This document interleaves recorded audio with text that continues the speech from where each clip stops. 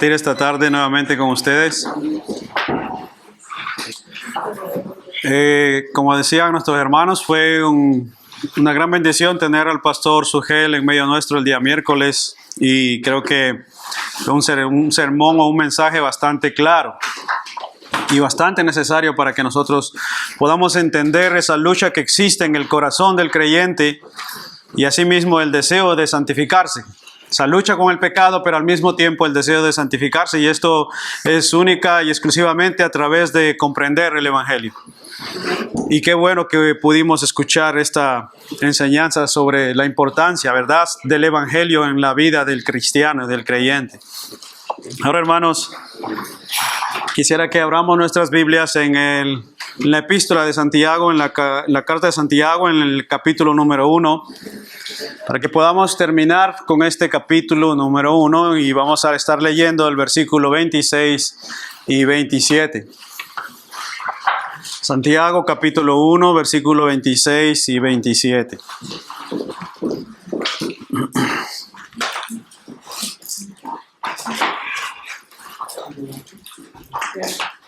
Dice así Santiago capítulo 1, verso 26. Si alguno se cree religioso entre vosotros y no refrena su lengua, sino que engaña en su corazón, la religión del tal es vana.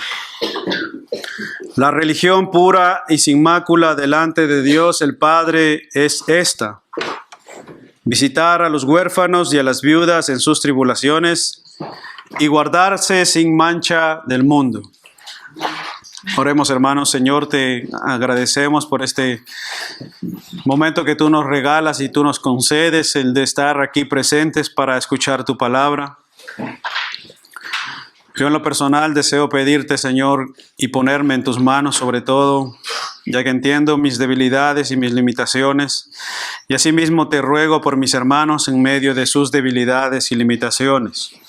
Nos acercamos a ti para rogarte por tu gracia y que tú bendigas tu palabra, que ella pueda ser el bálsamo que refresca nuestros corazones, que ella pueda ser ese fuego que alumbra y ilumina nuestros corazones, que ella pueda ser ese refugio en el cual nosotros necesitamos escondernos, que ella pueda ser la roca inamovible en la cual nosotros estamos parados y fundados, y que ella sea exhortándonos, consolándonos y edificándonos, Dios, para la gloria de tu nombre y para la edificación de nuestras vidas y esta iglesia en esta ciudad, Señor. Te lo pedimos y te lo rogamos en Cristo Jesús. Amén. Hermanos míos, el domingo 24 de agosto de 1572, la ciudad de París se despertó bañada en sangre. Se conoce como la noche de San Bartolomé, donde más de 4,000 personas murieron solo en esa noche a causa de la persecución que iniciaron los católicos contra los protestantes. Esta persecución o esta matanza se llevó a cabo en la ciudad de París, pero pronto se expandió a las demás ciudades durante varias semanas.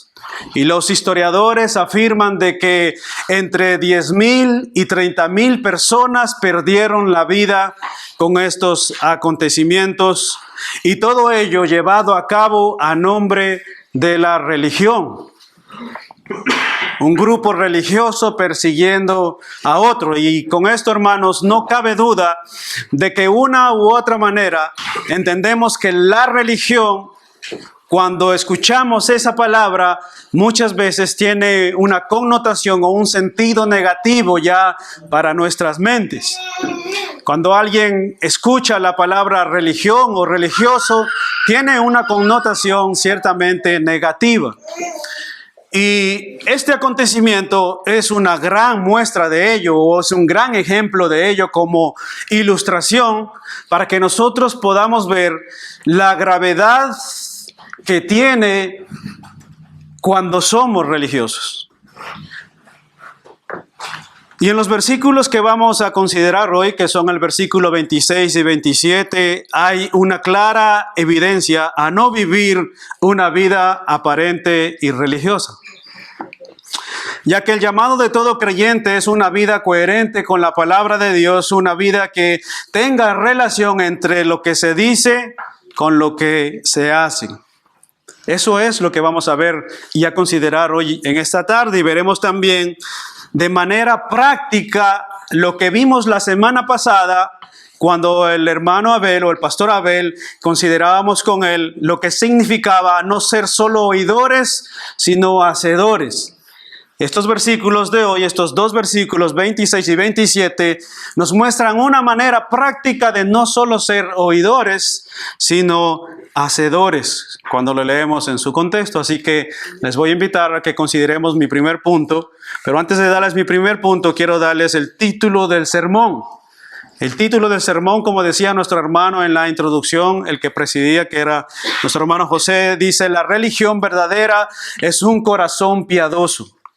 La religión verdadera es un corazón piadoso, y este es el título de mi sermón. Y el punto número 1 que vamos a estar considerando hoy se encuentra en el versículo 26 y le he puesto por nombre: delante de Dios lo que hablamos.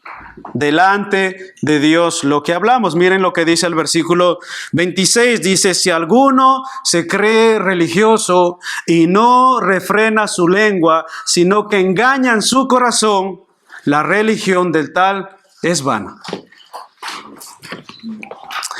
Permítanme darles, hermanos, un poco de contexto, ya que es verdad que a veces olvidamos esto o no lo tomamos en cuenta, pero en este pasaje es muy importante tomar en cuenta, considerar el contexto de lo que está hablando Santiago. Y Santiago tiene en mente un tema central que trata desde el versículo 1. Desde el versículo 1 él tiene en mente un tema central, y es el efecto que la palabra de Dios debe hacer en la vida del cristiano. El efecto que la palabra de Dios hace en nuestras vidas y en toda circunstancia desde el momento de nuestra conversión. ¿Cuál es el efecto que tiene la palabra de Dios en nuestras vidas y cuál es el efecto de la palabra de Dios en toda circunstancia que atravesamos? Observen conmigo la preeminencia de la palabra partiendo desde el versículo 18, la importancia de la palabra de Dios partiendo desde el versículo 18. Vean conmigo qué dice el versículo 18. Dice: Él de su voluntad nos hizo nacer por la palabra de verdad para que seamos primicias de sus criaturas. Si ustedes se dan cuenta, Santiago comienza a recordar la importancia y la preeminencia de la palabra en nuestras vidas. Entonces él viene desde el versículo 18, dice: Él de su voluntad nos hizo nacer por medio de la palabra. Por eso entonces oímos y hacemos. Y luego miren lo que dice el 21, dice: recibimos también con mansedumbre la palabra. Y en el versículo 22 vuelve a señalar lo mismo: pero sed hacedores de la palabra. Y el versículo 23 dice: no ser solo oidores de la palabra, sino hacedores de la palabra. Y el versículo 25 dice también que miremos atentamente la perfecta ley, haciendo referencia a la palabra. Entonces, el tema de Santiago es una referencia clara a tomar en cuenta la importancia y la preeminencia de la palabra en la vida del cristiano y en la vida del creyente y lo que hace en nuestras vidas. Y estos pasajes son claros porque oímos su palabra, recibimos su palabra y ponemos por obra su palabra. De esto es lo que se trata la vida cristiana: oír lo que Dios nos dice a través de su palabra, escuchamos y aceptamos lo que Dios nos dice en su palabra y entonces ponemos por obra lo que dice su palabra. Y es en este contexto que Santiago llega al versículo 26 diciendo que si alguno, o en consecuencia de esto, si alguno se cree religioso entre vosotros y no refrena su lengua, sino que engaña en su corazón, la religión del tal es vana. En otras palabras, si alguno dice pertenecer o practicar tal o cual religión, pero no actúa en consecuencia con tal o cual religión, simplemente tu religión es vana. No sirve. Ahora, hermanos, ¿se han preguntado en alguna ocasión qué es un religioso? ¿Se han preguntado qué es un religioso? Tal vez alguien tiene en mente los monjes que se van a la montaña, como decía nuestro hermano Abel hace una semana. Los monjes que se van allá a las montañas a encerrarse, o los monjes que se encierran en los lugares ahí apartados del mundo. Algunos podemos pensar que eso es un religioso. Hermanos, en el sentido positivo, un religioso es una persona que profesa una religión. Es una persona que profesa una religión, practica sus preceptos y vive y actúa de acuerdo con ella. Esa es una persona religiosa. Una persona que profesa una religión, practica sus preceptos y vive y actúa de acuerdo con ella. Eso es en el sentido positivo de la palabra religión o el religioso. Ahora, en el sentido negativo es todo lo contrario. El sentido negativo es que alguien que profesa una religión pero ni practica ni vive de acuerdo con ella. Ese es el sentido contrario. Y no cabe duda, hermanos, que una de las cosas que más daño ha hecho a la iglesia y a la sociedad y al mundo entero es, como veíamos en la introducción, la religión. La religión, pero en un sentido negativo, y es el mal testimonio que nosotros muchas veces ofrecemos al mundo. Entonces el mundo de una u otra manera se da cuenta o escucha de nuestra parte que somos religiosos o que practicamos tal o cual religión, pero cuando no somos coherentes con esta religión que decimos profesar o tener, entonces el mundo queda como dudando de qué es que estamos hablando nosotros, de aquellos que profesamos ser religiosos, pero no vivimos ni actuamos de acuerdo con ello. Por ejemplo, un ejemplo práctico de esto, ya que estamos hablando de religión y religiosos, pues un ejemplo práctico de ello es un lugar muy habitual que nosotros acostumbramos a ir todos los días, y uno de ellos es el trabajo. No sé si a ti te ha pasado que estás en tu trabajo y de pronto a ti te nace el deseo de compartir el evangelio con aquellos que no conocen. De hecho, debería ser lo más natural que tú hagas. El primer lugar suele ser después de nuestro hogar, es donde compartimos el evangelio, es en los trabajos. Entonces tú le dices a tus compañeros que Cristo salva, que Cristo cambia, que Cristo transforma, que tú vas a la iglesia bíblica Dios soberano, pero luego en tu trabajo resulta que tú llegas tarde, te robas las cosas que no son tuyas, no eres puntual, eres negligente, no cumples con tu responsabilidad. Y de vez en cuando mientes, engañas y chismeas de tus compañeros. ¿Cómo crees entonces que esta incoherencia se ve? ¿Cómo se ve afectada entonces tu religión que profesas? ¿Cómo se ve afectada cuando tenemos tal actitud? O tal vez no eres empleado, sino que eres jefe. Imagínate entonces, si no que eres jefe, haces trabajar más de la cuenta, tratas mal a los empleados, haces trampa para robar al Estado, no eres íntegro con tus ganancias, entonces eres un religioso. Hermanos, muchas veces cuando hablamos de religión o de la incoherencia con la religión, no solamente tiene que ver con aspectos de santidad y pureza, tiene que ver con todas las áreas de nuestra vida. Amén. Con todas las áreas de nuestra vida. O si eres estudiante, un ejemplo, si eres joven y vas a la universidad o vas a la escuela y tus amigos saben que vas a la iglesia. De hecho, de vez en cuando tú posteas en tu Facebook, en tu Instagram, en tu WhatsApp, unos historiales de Cristo y de frases puritanas y de frases religiosas, pero de vez en cuando asimismo caes en la presión del grupo, actúas y hablas de la misma manera que tus compañeros o tus amigos. Entonces tú estás cayendo obviamente en una incoherencia con tu religión o lo que tú profesas. Y eso, hermanos, en ese ámbito. Pero se han puesto a pensar cómo afecta el religioso, la religión en el hogar, en la familia. ¿Cómo afecta el que seas un religioso como padre?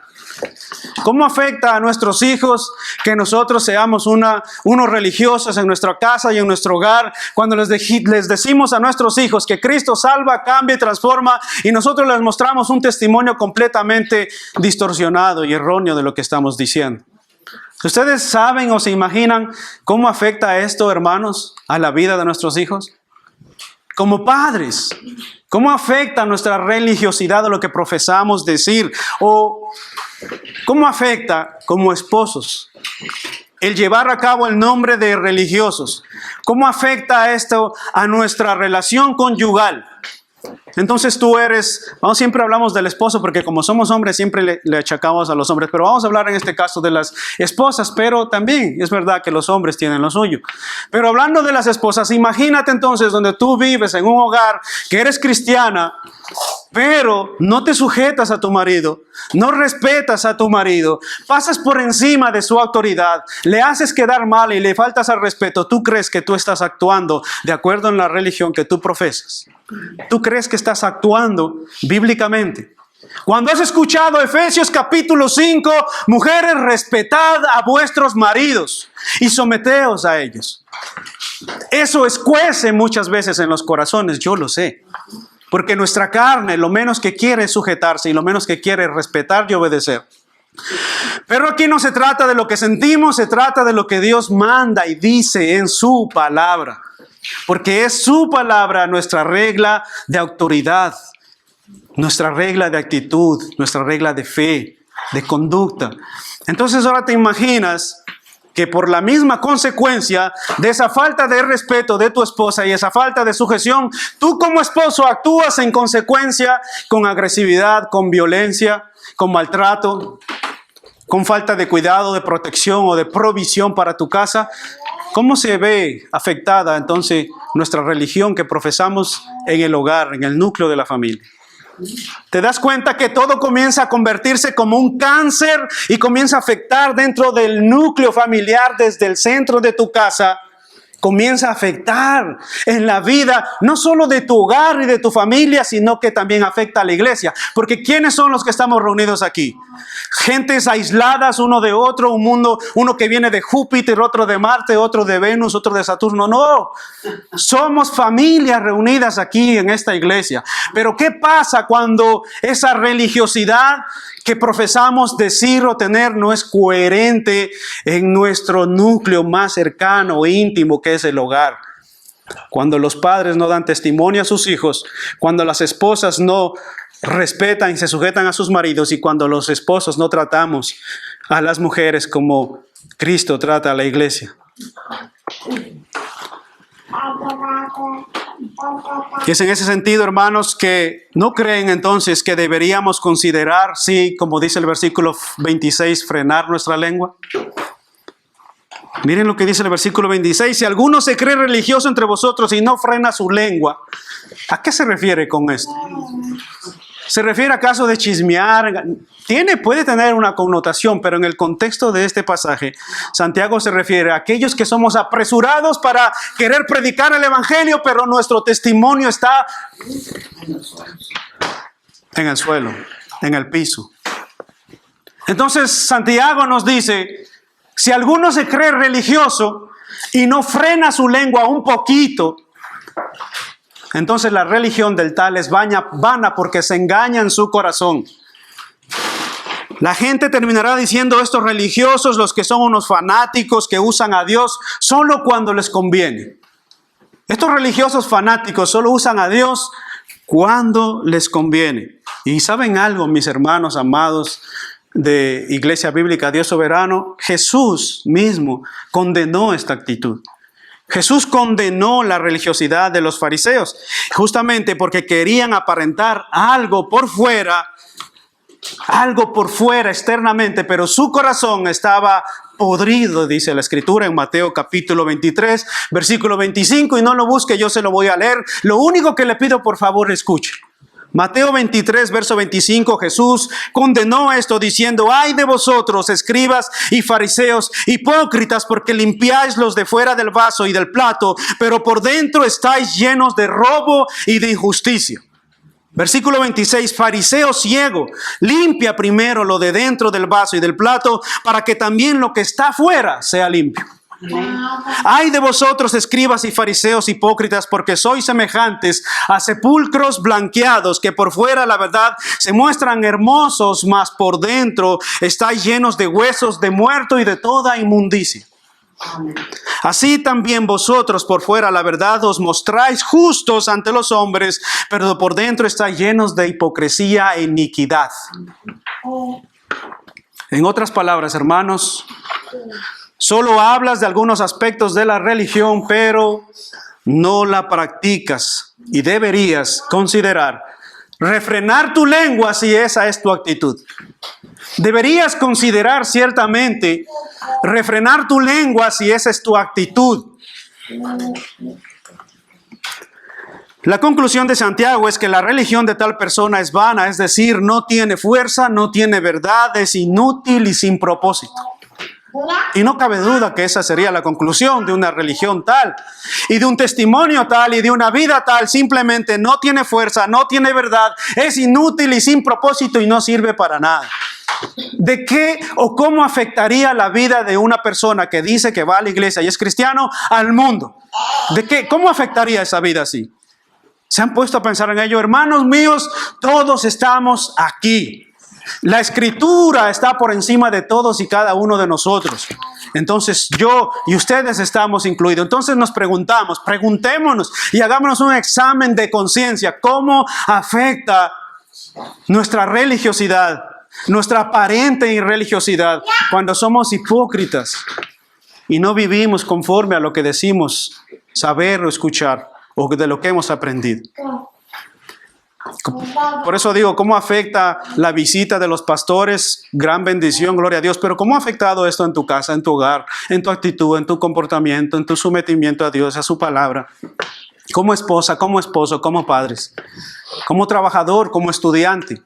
¿Cómo afecta? Hermanos, y sé que cuando leemos el texto parece referirse a una persona que utiliza su lengua para mentir, engañar, chismear, pero eso Santiago lo va a tocar en el capítulo 3 más detalladamente. Aquí en realidad a lo que se refiere es a una persona que dice, pero no hace. Dice, pero no hace. Ese es el contexto. Es un oidor olvidadizo. De eso es lo que viene hablando Santiago. Y en este versículo parece considerar lo del freno en la lengua, conforme a lo que dijo en el versículo 19, que dijo, sean lentos para hablar. Seamos lentos para hablar. En otras palabras, si seguimos la línea de pensamiento del autor, que es Santiago, el cual viene hablando que no se trata solo de ser oidores, hermanos, se trata de ser hacedores. Ese es el contexto. Entonces, si Santiago dice, esta religiosidad es vana y no sirve, ¿cuál o de qué manera entonces podemos ver si una religión verdadera? Si esta religión es vana y no sirve, entonces ¿cuál es la que sí sirve? Versículo 27, acompáñame conmigo a considerar este segundo punto. Delante de Dios, visitar a los huérfanos y a las viudas. Versículo 27. ¿Qué es lo que dice el 27? La religión pura y sin mancha o sin mácula delante de Dios el Padre es esta: visitar a los huérfanos y a las viudas en sus tribulaciones. Y la siguiente parte la vamos a considerar en mi tercer punto, pero este segundo punto vamos a considerar lo que enseña el versículo 27 acerca de la religión verdadera. Entonces la otra era la religión falsa, la que no debemos practicar nosotros, sino la que debemos practicar es esta. El versículo 27 señala dos áreas prácticas de la vida cristiana. Si usted se da cuenta, Santiago está señalando dos áreas prácticas de la vida cristiana. Una es el amor a tu prójimo y otra es el guardarse sin mancha del mundo. Y aunque Santiago no está dando aquí una definición completa de la religión cristiana, sino más bien dos partes indispensables, como decía, la religión pura, la religión verdadera es el amor al prójimo y guardarse sin mancha del mundo. Hermanos, para darles un poco de contexto a lo que Santiago se refiere aquí con los huérfanos y las viudas y los huérfanos en esa época eran pobres que no tenían medios legales para ser provistos en sus necesidades más esenciales. Dependían para subsistir de los parientes cercanos o lejanos que tenían para ayudarles, pero si no tenían, absolutamente nadie les ayudaba. Y Santiago manda a sus oyentes a ir más allá que a una simple visita. Si ustedes notan, en el versículo 27 dice, la religión pura y verdadera o sin mácula es esta, visitar. Pero Santiago se refiere más allá, a ir más allá de solo visitar, porque tú puedes ir a la casa de una persona viuda o necesitada y solo visitarla y tomarte un café con ella y decirle, vamos a orar por tu necesidad. Santiago manda a sus oyentes a ir más allá, es darle algo, es proveer para sus necesidades, comida, vestido y abrigo. ¿Se dan cuenta? No se trata solo de ser oidor, sino hacedor. De eso está hablando Santiago y es claro en este pasaje. Y eso, hermanos amados, no es una cuestión puramente de palabras. De hecho, si avanzan al siguiente capítulo, que es el capítulo 2, sigue argumentando lo mismo. ¿Qué dice Santiago en el capítulo 2?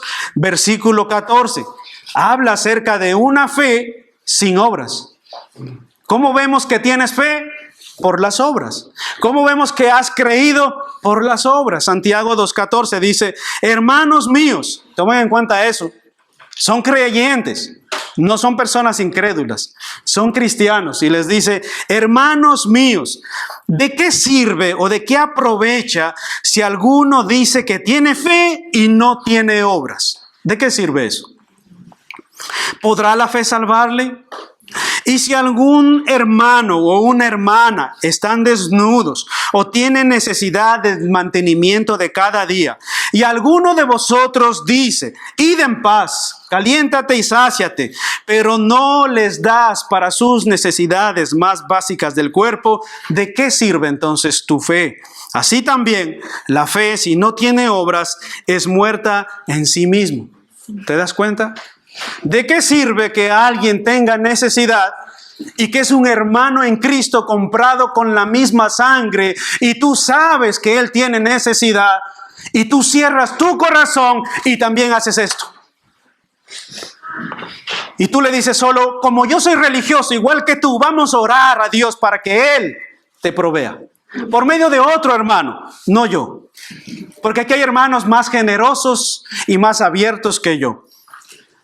Entonces, hermanos míos, Santiago dice, ¿de qué aprovecha esa tuya parloteando de que eres creyente o que eres cristiano? No sirve de nada. Por eso dice, mejor es refrenar la lengua. ¿Te das cuenta?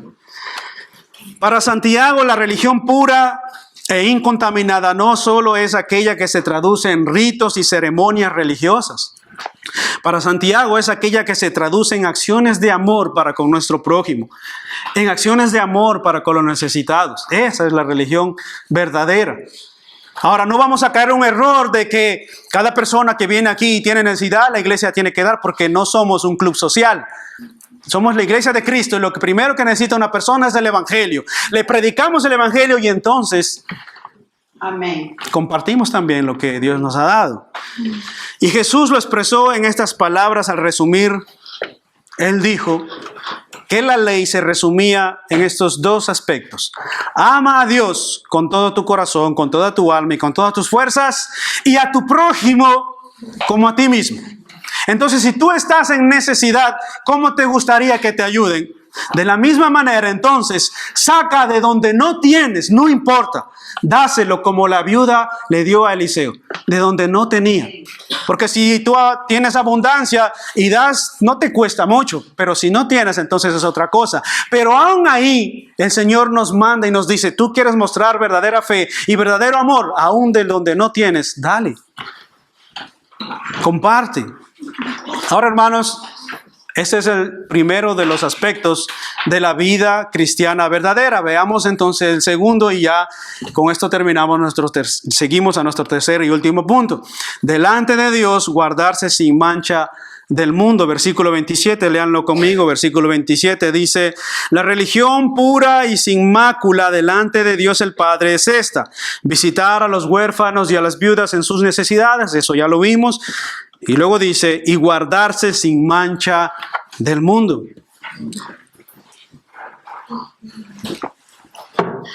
Hermanos, si ustedes se dan cuenta, Santiago sigue interesado en lo que significa la verdadera religión y toca un aspecto muy importante de la vida del creyente o del cristiano. ¿Cuál es? El no contaminarse con los deseos del mundo. Esto es práctico. ¿Se dan cuenta cómo es tan básico y tan práctico? La religión consiste en esto, compartir con el necesitado, pero también guardarse sin mancha del mundo. ¿Por qué este equilibrio? ¿Por qué este equilibrio? Porque una persona puede ser no creyente y no cristiana y ser muy generoso, muy dadivoso y no pasa nada, pero ser un perfecto mundano no tiene validez.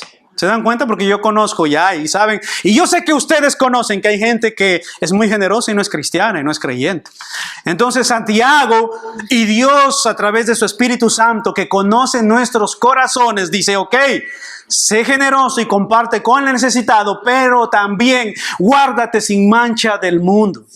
Amén. Guárdate sin mancha del mundo.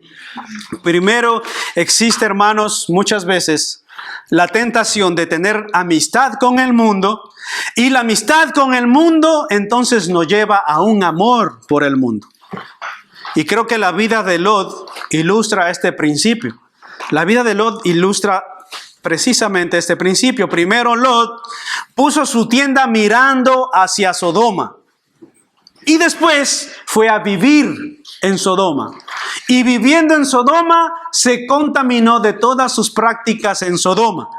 Y no solo fue una catástrofe para su propia vida, sino que también fue un caos y una catástrofe para toda su familia. ¿Y saben qué pasó? Que cuando Dios trajo juicio a Sodoma, también trajo juicio y destrucción a la casa de Lot. Lot perdió absolutamente todo. Hablando acerca de la amistad con el mundo, muchas veces nos pasa como Lot. Vemos de lejos a Sodoma, pero de pronto nos damos cuenta que estamos instalados en Sodoma y de vez en cuando también practicamos algunas cosas de Sodoma y Gomorra. A eso se refiere justamente Santiago, y capítulo 4, versículo 4 de Santiago dice, oh almas adúlteras, ¿no sabéis que la amistad del mundo es enemistad contra Dios? Cualquiera pues que quiera ser amigo del mundo se constituye enemigo de Dios. Cualquiera que lidia con el mundo y que cualquiera que se asimila al mundo, cualquiera que se introduce y tiene sus prácticas mundanas, se considera enemigo de Dios. O eres amigo del mundo o eres amigo de Dios. Primera de Juan 2:15 dice, no améis al mundo ni las cosas que están en este mundo. ¿Oyeron eso? No améis al mundo ni las cosas que están en el mundo. Si alguno ama al mundo, el amor del Padre no está en él. Es claro, porque todo lo que hay en el mundo, los deseos de la carne, los deseos de los ojos y la vanagloria de la vida no provienen del Padre, y el mundo pasa y sus deseos, pero el que hace la voluntad de Dios permanece para siempre. Así que si tú amas el mundo, estás aferrado al mundo y a las cosas materiales de este mundo, quiero decirte una mala noticia. Lamentablemente, cuando te entierren no te llevas absolutamente nada. Nothing. Absolutamente. No llevas nada. Con lo que entierran y aún con lo que te entierran, ahí se queda. Hasta las ropas más elegantes y el traje que te pongan ese último día y las ropas blancas terminarán comidas por los gusanos y el pasar del tiempo. Así que todos tus afanes se habrán quedado ahí. Y como dice Santiago, seguramente otros los disfrutarán. Es vanidad de vanidades, como dice Eclesiastés, hermanos. Así que no es necesario que el creyente sea uno más del mundo para que tenga un ministerio exitoso con el mundo. Jesús fue sin mancha y sin embargo fue, dice la Biblia, amigo de publicanos y pecadores, pero no se contaminaba con sus prácticas. Su objetivo era predicarles el evangelio. Su objetivo era darles testimonio de quién lo había enviado. Y ese debe ser también nuestro objetivo. Y en ese sentido, para ayudar a las necesidades del mundo, es mejor mantenerse puro y no contaminarse con el mundo. No solo, hermanos míos, en el sentido grotesco de lo que podamos pensar, de lo que podamos creer acerca de lo que requiere asimilarse al mundo, porque cuando pensamos en el mundo, ¿qué es lo primero que viene a nuestra mente? Cuando pensamos en no asimilarnos al mundo, ¿qué es lo primero que viene a nuestra mente? Cuando pensamos en las prácticas mundanas, ¿qué es? Los pecados más grotescos. Los pecados más grotescos que nos podamos imaginar, pero a veces pensamos que nos asimilamos al mundo solo en aspectos grotescos de pecados fuertes, pero la verdad es que no es así. A veces no nos asimilamos al mundo solo en pecados grotescos, sino en los más mínimos detalles. Nos asimilamos al mundo cuando reaccionamos igual en todos los sentidos. Nos asimilamos y nos asemejamos, y el mundo nos ha manchado a tal punto cuando reaccionamos de la misma manera que reacciona una persona del mundo, sobre todo cuando atravesamos pruebas, tribulaciones, dificultades y tentaciones. Porque ¿de qué es lo que está hablando Santiago? Cuando nos dicen estos versículos finales que no nos dejemos manchar por el mundo, antes había dicho que no caigamos en decir que Dios nos ha metido en tal o cual tribulación y le achacamos a Dios, sino que Dios muchas veces orquesta las tribulaciones para fortalecer nuestra fe. Y cuando caemos en tentación, no digamos que es culpa de Dios, sino que es culpa de nosotros mismos. ¿Se dan cuenta? Cuando no reaccionamos igual, nosotros estamos, hermanos, creciendo en santidad. Si no reaccionamos igual al mundo, entonces, y solo entonces, estamos creciendo en santidad. Mira cómo dice Santiago. Crecemos en santidad cuando hacemos lo que desde el inicio de este capítulo dice. Crecemos en santidad cuando recordamos lo que desde el capítulo 1 y del inicio de este capítulo dice. Cuando sabemos sufrir bíblicamente, cuando entendemos que la tribulación produce paciencia y que Dios mismo orquesta para que nuestra fe sea fortalecida. Ahí estamos creciendo en santidad. Crecemos en santidad cuando soportamos la tentación, cuando perseveramos en no ceder a ella, entonces somos bienaventurados y estamos creciendo en santidad. Crecemos en santidad cuando aprendemos a frenar nuestra lengua de no hablar tanto, sino más bien obrar tanto. Y crecemos en santidad cuando ponemos por obra, ya que el cristianismo no se trata tanto de hablar, sino de obrar. Ahí crecemos en santidad. Así que cuando caemos de la santidad, no se refiere solo a pecados grotescos, sino a cómo reaccionamos en las dificultades, en las tribulaciones, en las tentaciones. ¿Cómo reaccionamos? ¿Cómo reaccionas cuando se presenta una situación difícil con tu esposo? ¿Cómo reaccionas? ¿Cómo reaccionas cuando se presenta una situación difícil con tu esposa? ¿Reaccionas como el mundano o como el cristiano? ¿Cómo reacciona? Así que en conclusión, hermanos, todas estas cosas tienen una coherencia práctica. Todas estas cosas que encontramos en la Escritura no se vuelven en una realidad hasta cuando entendemos lo que dice el versículo 18. El versículo 18 es clave para entender esto y es la base de partida. ¿Qué dice el versículo 18? Ya lo leímos, dice: Él de su voluntad nos hizo nacer por la palabra de verdad para que seamos primicias de sus criaturas. Él nos hizo nacer de nuevo por medio de la palabra de verdad. Es cuando nos acercamos a Cristo, hermanos. Es cuando nos vemos a nosotros mismos como pecadores. Es cuando entendemos que somos pecadores en necesidad y Dios obra y produce un nuevo nacimiento en nuestros corazones. Es entonces y solo entonces cuando nosotros podremos gozarnos en las tribulaciones, resistir la tentación, no volvernos solo oidores sino hacedores y refrenar nuestra lengua. Porque una persona que no ha entendido el Evangelio, que el Evangelio no se ha hecho presente en su vida, donde Jesucristo todavía no ha transformado su corazón, en la tribulación se angustia, en la tribulación sufre, en la tribulación se aparta, en la tentación cae, en la tentación se debilita y en la tentación le lleva a la más abrupta destrucción. Y asimismo no se vuelve en un oidor que practica la Escritura, sino en un oidor olvidadizo. Cuando Cristo no está en tu corazón, nosotros caemos en todas estas cosas y nuestra lengua se mueve muy rápido. ¿Se dan cuenta? Es de esto que trata Santiago es cuando entendemos el Evangelio, cuando venimos a Cristo en arrepentimiento y fe, que podemos tener corazones piadosos porque Dios nos ha dado el Espíritu Santo que produce en nuestras vidas un corazón piadoso. Es cuando entendemos el Evangelio. ¿Se dan cuenta? Santiago habla de todas estas cosas desde el versículo 1.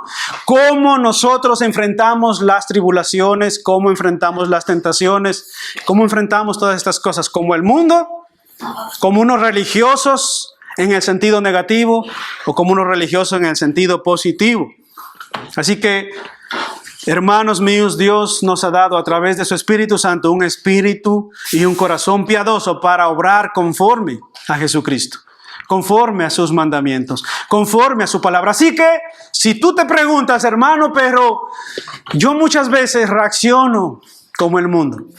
Yo muchas veces me dejo llevar por la tentación. Yo muchas veces caigo en pecado. Yo muchas veces traigo tribulación a mi casa y me angustio y padezco y sufro y lloro. Sí, hermanos míos. Si tú eres creyente y tú te sientes así, es normal. Es normal. ¿Por qué? Porque nos da tristeza cuando fallamos al Señor. Nos da tristeza cuando pecamos delante de Dios. Nos da tristeza cuando en nuestro corazón la ley de Dios nos lleva a querer hacer el bien, pero la ley del pecado nos lleva a hacer el mal. Nos da tristeza. Y si a ti te ha dado tristeza, a mí también. Yo he llorado mucho por esta causa. Y sé que tú también, porque tu deseo como creyente es obedecer a Dios, obedecer sus mandamientos y pararte firme y decir no a la tentación, avanzar en la tribulación, ser hacedor de la palabra, escuchar con fe. Pero resulta que cuando viene la más mínima tempestad, nos tambaleamos. Pero qué bueno que es así. ¿Sabes por qué? Porque eso nos hace recordar que somos débiles, que somos necesitados y que el único fuerte, el único castillo, el único redentor, la única gloria es de Cristo y no nuestra. Y no nuestra. Por eso y solo por eso, mis hermanos, necesitamos venir a Cristo todos los días en arrepentimiento y fe. Todos los días, porque todos los días le fallamos al Señor. Así que si tú estás hoy aquí sin Cristo, yo quiero invitarte a que consideres tu situación delante de Él y que puedas venir a Cristo no para ser un religioso más del grupo, sino un verdadero cristiano. Y como dice este pasaje, que no tengamos solo un corazón religioso, sino más bien un corazón piadoso, no como cualquier corazón piadoso, sino un corazón piadoso como el de Cristo. Amén. Amén. ¿Qué les parece si oramos, hermanos? Señor, te damos gracias por este momento que tú nos has concedido de escuchar tu palabra, oh Dios.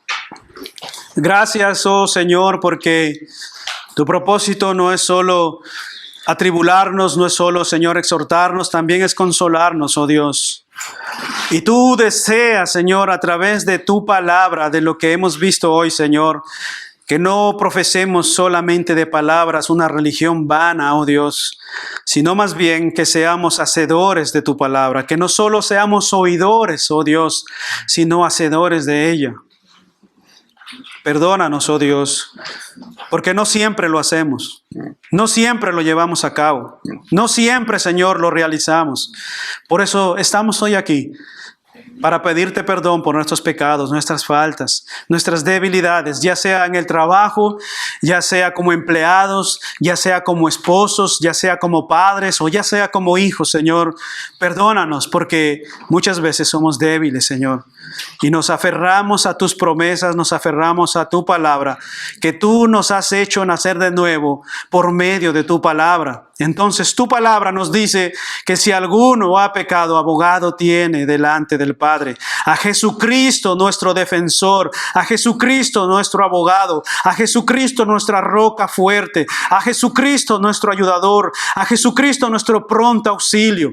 Él es nuestro ayudador y consolador, Señor. Y te damos gracias por Cristo y nos ponemos en tus manos, oh Dios, en el nombre de Jesús. Amén.